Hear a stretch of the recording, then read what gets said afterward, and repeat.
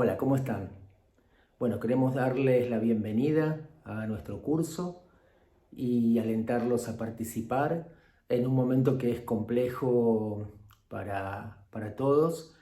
Y bueno, la propuesta del curso, como ustedes saben, es el campo de la orientación psicoeducativa, y ese campo es un campo bastante amplio, bastante complejo.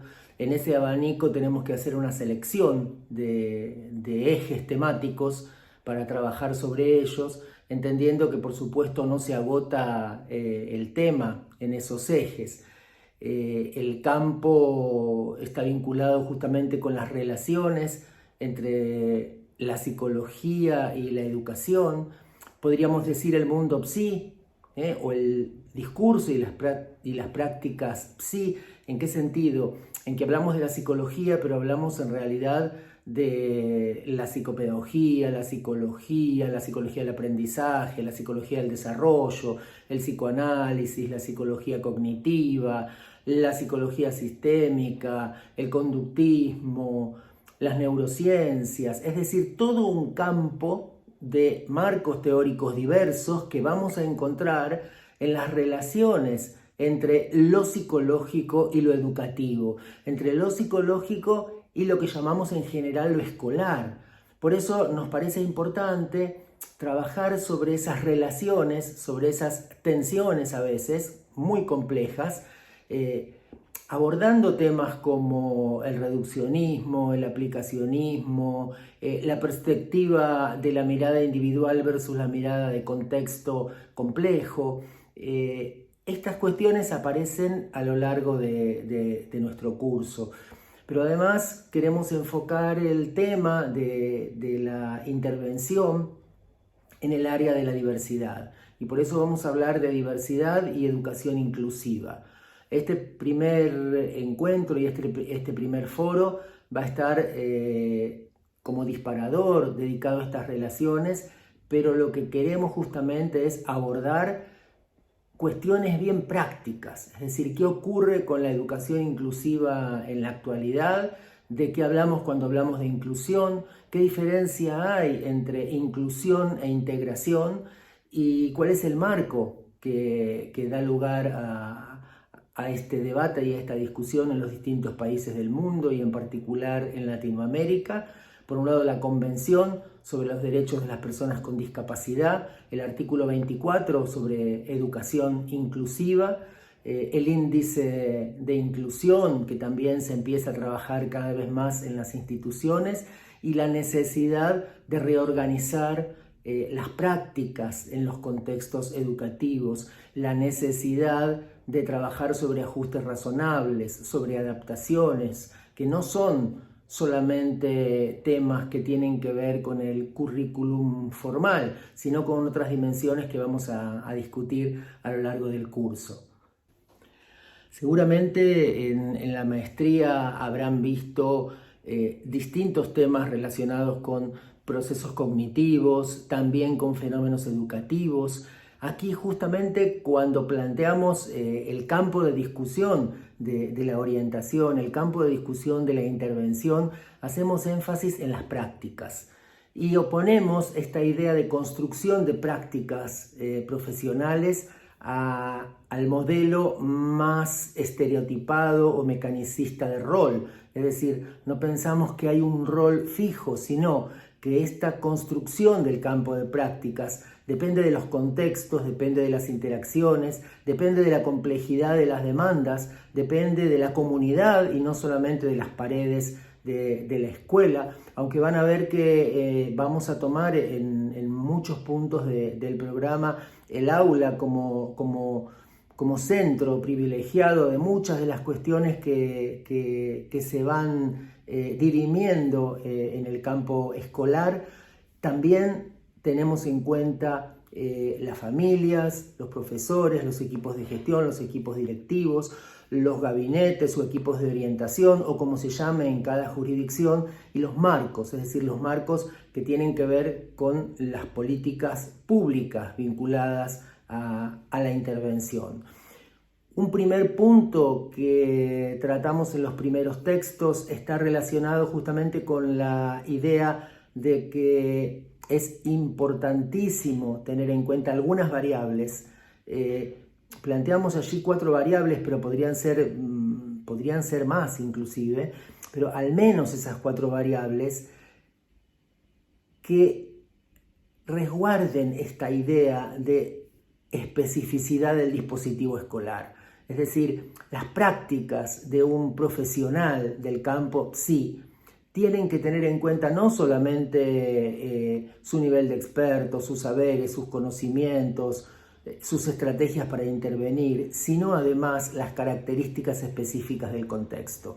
Y en ese sentido, tener en cuenta la especificidad del aprendizaje pedagógico. No estamos hablando allí de cualquier tipo de aprendizaje o de cualquier tipo de desarrollo. Estamos hablando de un tipo especial de aprendizaje, un tipo particular de aprendizaje que es el aprendizaje escolar. Y no estamos hablando de cualquier tipo de sujeto o de un sujeto en abstracto que podría ser un sujeto epistémico o un sujeto barrado o un sujeto de la psicología cognitiva, o cualquier tipo de sujeto del campo psi que se les pueda ocurrir debatir, sino que estamos hablando de un sujeto educativo, de un sujeto pedagógico, docente, alumno, es decir, de un sujeto situado en un contexto específico y de un aprendizaje también que al estar situado tiene características específicas que planteamos en los textos. Otro de los puntos que traemos a colación como disparador en los primeros textos tiene que ver con las características específicas del trabajo escolar y las características específicas del trabajo escolar vinculadas con lo que Philippe Perrenot llama el oficio de alumno.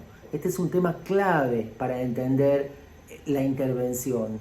Oficio de alumno, evaluación, construcción de éxito y fracaso escolar, como denomina Perrenot, diferenciación, personalización, son todos conceptos que van a ir apareciendo y que vamos a comentar a lo largo de estas semanas. Otro tema que nos parece relevante está vinculado con la práctica pedagógica entendida como una actividad culturalmente organizada. Tomamos los trabajos clásicos de psicología cultural de Michael Cole, de Newman, Griffin y Cole, de las ficciones estratégicas que plantean que ocurren en las aulas como puestas en escena. Por eso también vamos a dar lugar en una clase posterior al tema de la comunicación en el aula, ¿no? El tema de la comunicación en el aula, comunicación entre docente y alumnos, comunicación entre pares y la importancia justamente de hacer indagaciones, de hacer observaciones, de hacer investigación en contexto, investigación educativa en contexto, justamente para entender los fenómenos que allí ocurren. Es muy común que se hable ahora mismo de procesos cognitivos como la atención, la memoria, el propio aprendizaje, pero hay que entender que una cuestión importantísima es la investigación, por ejemplo, en atención, en laboratorio, en procesos atencionales, etc. Y otra cuestión diferente es qué ocurre con la atención en el contexto del aula. Entonces, ese tipo de problemas son los que queremos plantear, al menos para dejar como interrogantes. ¿Por qué? Porque tendríamos que investigar la atención en el contexto del aula para entender cómo esos procesos atencionales ocurren en relación con un alumno sentado en un banco, mirando al frente o sentado en ronda, trabajando con compañeros, preguntando o no preguntando al docente, con docentes que tienen distintos estilos de comunicación y distintos estilos de liderazgo de los grupos y distintos estilos para enseñar, con alumnos que tienen diferentes estilos para aprender. ¿Cómo entonces ocurre la atención o el aprendizaje o la memoria en esos contextos particulares? Es un tema de debate importante para entender los procesos de intervención. De lo contrario, estaríamos haciendo una especie de aplicacionismo, a veces aplicacionismo salvaje, de resultados de laboratorio en contextos de aula. Lo cual no significa negar los avances en investigación de los procesos cognitivos, sino la exigencia desde el punto de vista tanto teórico como práctico y las consecuencias y las implicancias que esto tiene para la intervención, la exigencia de tener en cuenta estos procesos situados y la necesidad de investigarlos justamente en estos contextos particulares y complejos. Los queremos invitar entonces a empezar a participar. Queremos hacerlo de la manera menos escolar posible, es decir, no es que hay que responder las preguntas con respuestas cerradas. Uno se puede hacer nuevas preguntas, plantear interrogantes, compartir con los colegas ejemplos de situaciones que haya vivido o que viva en las instituciones en las que trabaja, participa. La idea justamente es construir este espacio de campus de manera conjunta.